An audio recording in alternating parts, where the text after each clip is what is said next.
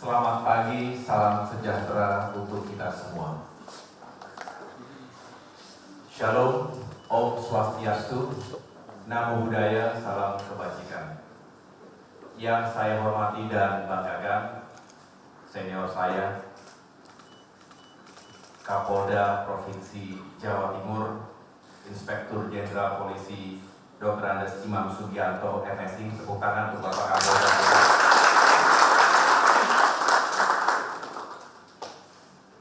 Beliau adalah Kapolda yang luar biasa, yang top, dan terima kasih telah berkenan menerima kami pagi hari ini. Dan tadi singkat dijelaskan tentang Command Center Puskodal Ops yang dimiliki oleh Polda Jatim ini. Bagus sekali, besar, lengkap, dan mudah-mudahan bisa benar-benar mendukung tugas-tugas pokok Polda Jatim yang tentunya memiliki intensitas yang sangat tinggi sebagai provinsi yang besar, penduduknya besar, jumlah kabupaten kotanya paling banyak se-Indonesia. Sekali lagi bravo kepada teman-teman Polda Jatim.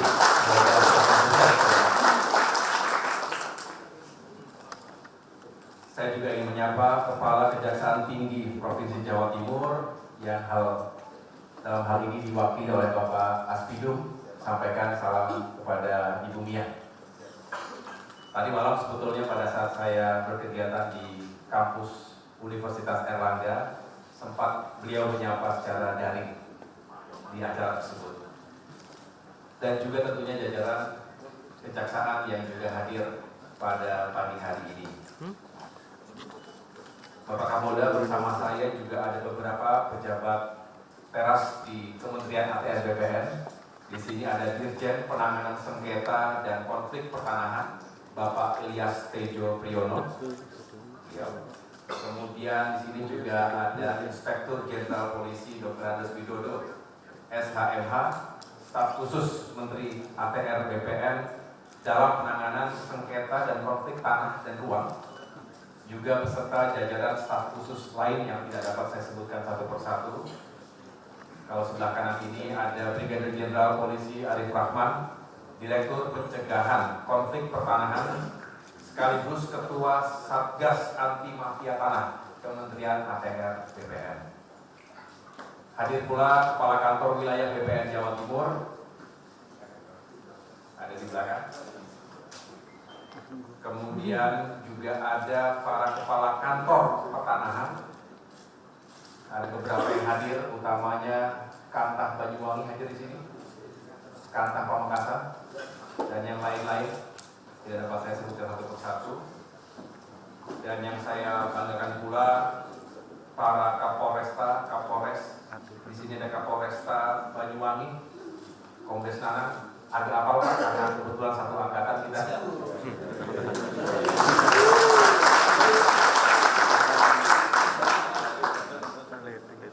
Kalau di sini banyak senior kami, ada Bang Hari dan lain-lain. Terima kasih. Kemudian Kapolres dan Kajari Pamekasan juga hadir. Lalu yang tentunya saya banggakan teman-teman media, para jurnalis yang juga telah bersabar meliput press conference hari ini terkait pengungkapan target operasi tindak pidana pertanahan atau yang lebih kita kenal sebagai mafia tanah di wilayah Provinsi Jawa Timur tahun 2024 ini. Jadi sekali lagi, pertama-tama kembali saya mengucapkan terima kasih kepada Bapak Kapolda Jatim dan segenap jajaran para perwira senior yang telah berkenan menerima kami dalam rangka mengungkap target operasi tindak pidana pertanahan hari ini.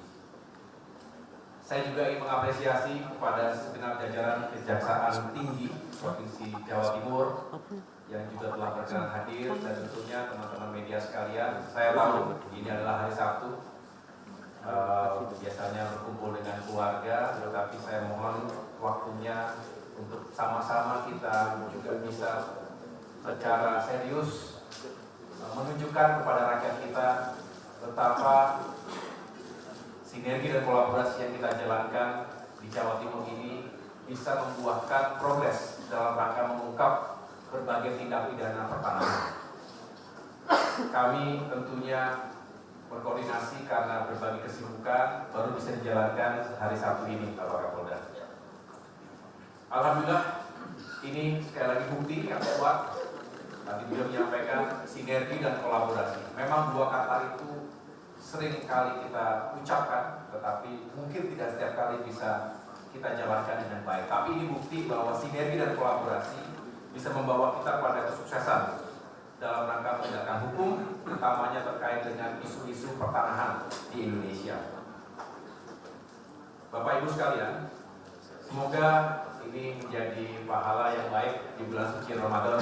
Sekali lagi saya menyampaikan selamat menjalankan ibadah puasa bagi yang beragama Islam, dan tentunya kita tetap menjalankan tugas-tugas kita sebagai pelayan rakyat. Bapak Ibu sekalian, sejak saya dilantik oleh Bapak Presiden Joko Widodo pada tanggal 21 Februari yang lalu, jadi sebetulnya ini baru kurang lebih 3 minggu Pak Kapolda, kami berkomitmen untuk memimpin langsung upaya pemberantasan mafia tanah. Pertanyaannya, mengapa mafia tanah ini perlu kita berantas? Pertama, mafia tanah menyengsarakan rakyat. Saya ulangi, mafia tanah telah menyengsarakan rakyat. Rakyat terancam kehilangan haknya, hak atas tanah dan juga bangunan yang mungkin merupakan kekayaan atau aset satu-satunya yang dia miliki. Dan ini jelas-jelas perilaku yang tidak adil bagi masyarakat kita. Ini perampokan. Oleh karena itu, kita harus serius benar. Dan yang kedua, mafia tanah juga merugikan negara. Sangat merugikan negara. Negara kehilangan pendapatan akibat ulah mafia tanah yang tentu saja mereka akan menghindari transaksi yang legal, yang seharusnya para pihak bisa membayarkan bea dan pajak kepada negara, tentu tidak terjadi ketika ini dikooptasi oleh para mafia tanah. Dan selain itu, mafia tanah juga telah menciptakan ketidakpastian hukum, sehingga ini akan menghambat proses investasi. Bapak Presiden Joko Widodo berkali-kali menekankan pentingnya investasi yang tumbuh di negeri kita karena pembangunan ekonomi di berbagai sektor membutuhkan investasi. Dan investor tidak akan rela, tidak akan merasa aman dan nyaman jika tanah yang seharusnya memiliki kepastian hukum ini menjadi bermasalah akibat perilaku mafia tanah tadi. Kemudian untuk mewujudkan komitmen itu semua, tentu Kementerian APR, DPR tidak bisa sendirian. Itulah mengapa sejak awal, beberapa hari setelah dilantik, kami melakukan silaturahmi sekaligus juga koordinasi dan segera menentukan agenda-agenda kerjasama dengan jajaran di Mabes Polri. Bahkan Bapak Kapolri langsung, Bapak Jenderal Listio Sigit langsung menerima kami dengan jajarannya ketika itu dan sepakat bahwa kita akan sama-sama serius menangani mafia tanah ini. Begitu pula dengan Bapak Jaksa Agung dan jajaran Jaksa Agung Muda, ketika itu ada 14 Jaksa Agung Muda menerima kami dengan baik di Jakarta dan tentunya sama-sama kita ingin mengokohkan komitmen untuk memberantas mafia tanah ini.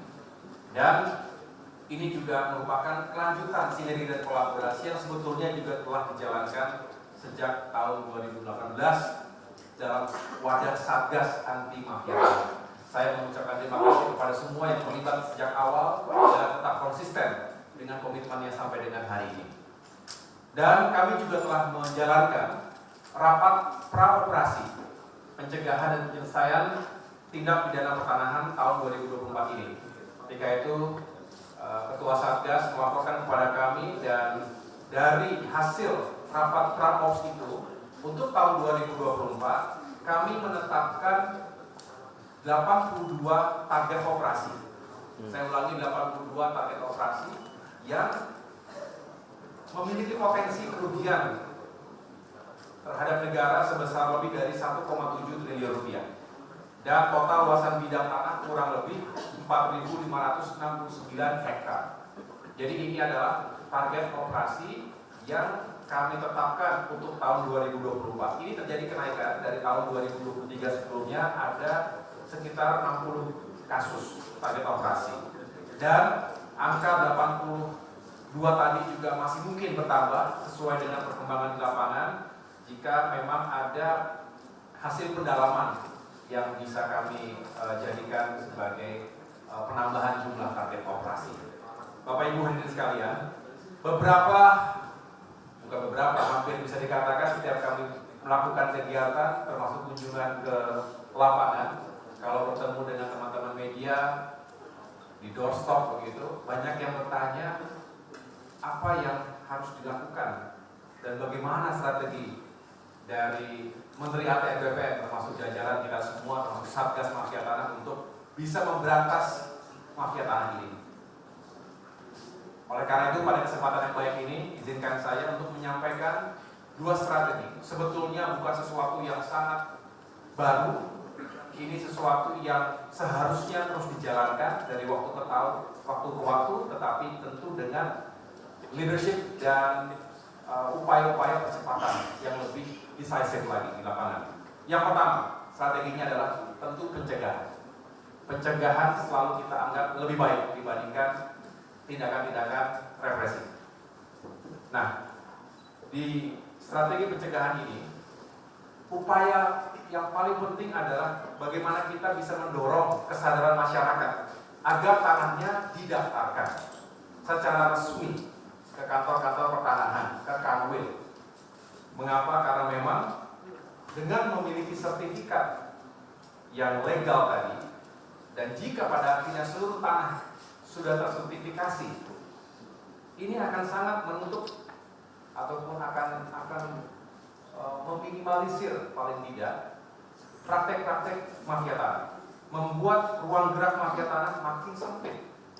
Oleh karena itu kami juga mendorong masyarakat setelah mendaftarkan tanahnya, mendapatkan sertifikat, lalu memasang patok-patok batas supaya clear, jelas.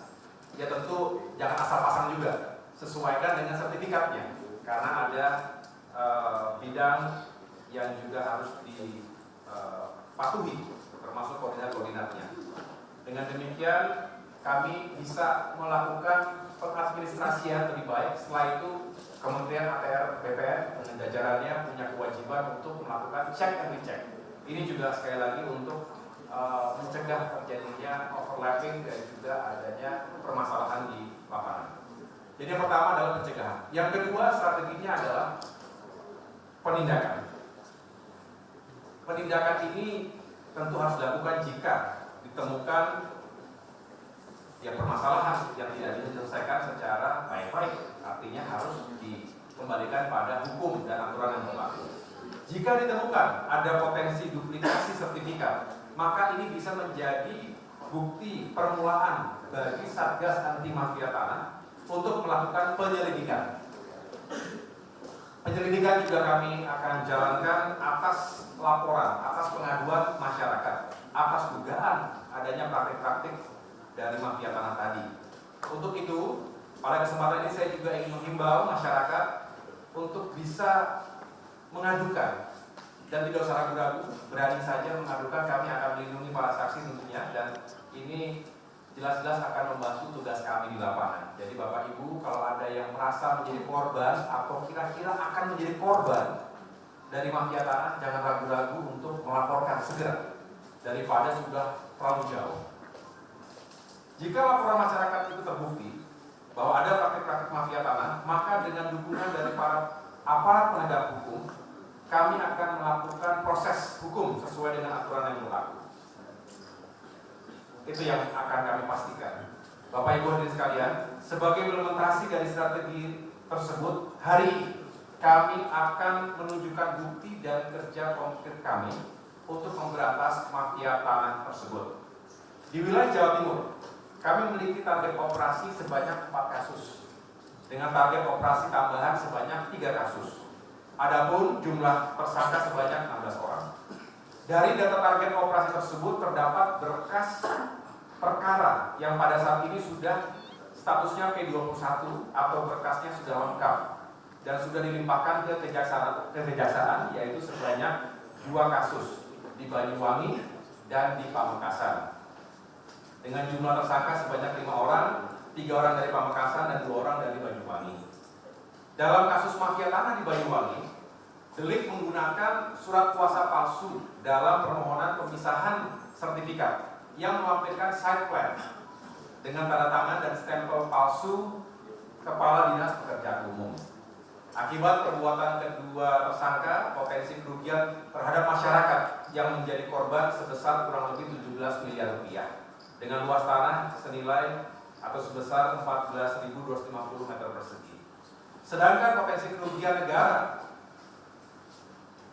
kerugian negara yang seharusnya diperoleh dari BPHTB atau Bea Perolehan Hak atas Tanah dan Bangunan dan juga PPH, pajak penghasilan, sebesar kurang lebih 500 juta rupiah. Nah, Bapak Ibu sekalian, saya juga mendapatkan laporan dari Ketua Satgas Anti Mafia Tanah. Ada dugaan lebih dari 1.200 sertifikat tanah yang dipalsukan di Banyuwangi. Jadi kita bayangkan kalau satu sertifikat saja tadi potensi kerugian negaranya bisa mencapai 500 juta rupiah. Kalau benar-benar tadi ada lebih dari 1.200 sertifikat yang juga dipalsukan, dikalikan 500 juta berapa kira-kira? Jika itu kita anggap hitungan kasarnya. Jadi ini besar. Kalau bisa kita tangani dan kita cegah, maka ini menjadi prestasi yang baik bagi Satgas Anti Mafia Tanah, khususnya yang ada di Banyuwangi, dan tentunya ini akan menyelamatkan rakyat dan mencegah kerugian negara. Sedangkan di Pamekasan, delik menjual tanah yang diketahuinya bahwa tanah tersebut masih milik orang lain. Kerugian masyarakat dalam hal ini korban berupa kerugian tanah sebesar 1.400 meter persegi. Selebihnya nanti akan tentunya dijelaskan lebih detail lagi oleh Satgas Anti Mafia Tanah. Saya berharap kejadian ini menjadi pengingat kepada siapa saja pihak-pihak yang berani terlibat menjadi bagian dari oknum mafia tanah. Hati-hati. Kita sepakat tidak ada ampun, begitu Pak Kapolda ya. Tidak ada ampun, kita akan gebuk mafia tanah, karena mafia tanah telah menyengsarakan kehidupan rakyat dan juga menyebabkan kerugian negara. Demikian hal yang dapat saya sampaikan. Sekali lagi saya memberikan apresiasi kepada Satgas Anti Mafia Tanah dan semua yang telah terlibat dan bekerja keras pagi siang malam. Saya tahu tidak mudah untuk mengungkap kasus-kasus seperti ini. Selanjutnya saya mempersilahkan kepada Brigjen Polisi Arif Rahman selaku Ketua Satgas Anti Mafia Tanah Kementerian APR BPN untuk menyampaikan kronologis terkait kasus ini.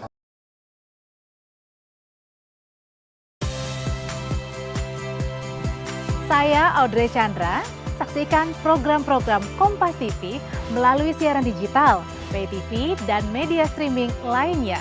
Kompas TV, independen, terpercaya.